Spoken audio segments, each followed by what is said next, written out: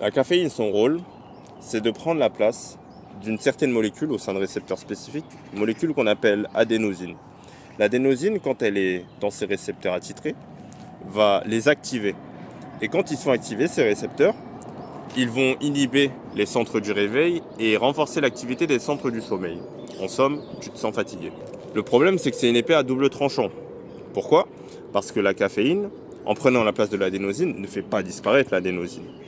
Elle la met juste en attente. Et cette adénosine continue de s'accumuler dans ton cerveau.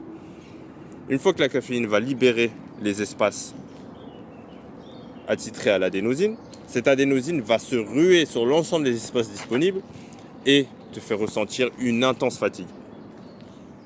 C'est pour cela que tu ressens le fameux crash de 10 heures. Et à ce moment-là, tu as deux solutions. La première, subir. La deuxième, reprendre du café et essayer de redécaler le problème dans le temps. Mais on est surtout là pour comprendre pourquoi il faut éviter de prendre ta caféine au réveil. Premièrement, c'est que ton corps, pour te réveiller, ce qu'il fait, c'est qu'il t'envoie ce qu'on appelle un pic de cortisol. Et ce pic de cortisol, il est fortement perturbé par la prise de caféine. Et c'est pas ce que tu veux. Deuxième raison, parce qu'on dit que le plus important, quand on investit, c'est le timing. Faisons une expérience de pensée. Si je te dis qu'en investissant au timing T1, tu auras un gain de 100 euros.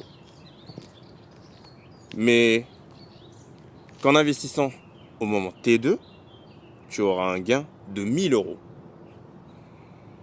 J'espère pour toi que tu choisiras le moment T2. C'est la même chose avec la caféine.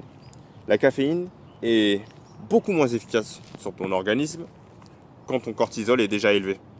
Or, on a dit que quand tu te réveillais, tu avais un pic de cortisol. Donc ce que je te conseille, c'est d'attendre 1 à 2 heures, histoire que le cortisol matinal redescende pour prendre ton premier café. Et là, tu maximiseras ses effets. Troisième raison, si tu consommes ton café à jeun, oui, il y en a qui le font, ce qui se passe, c'est que tu stimules les nerfs de ton estomac. Et ces nerfs, quand ils sont stimulés, vont induire la production d'acide gastrique. Et l'acide gastrique qui a été produit peut te créer des douleurs à l'abdomen, des sensations de brûlure, des maux de ventre. C'est ce que tu veux éviter. Donc, si pour toi, il ne se passe rien quand tu fais ça, tant mieux pour toi, tu peux continuer. Mais pour les autres personnes, je vous conseille de manger quelque chose, de toujours manger quelque chose en prenant votre café, si vous devez prendre au réveil.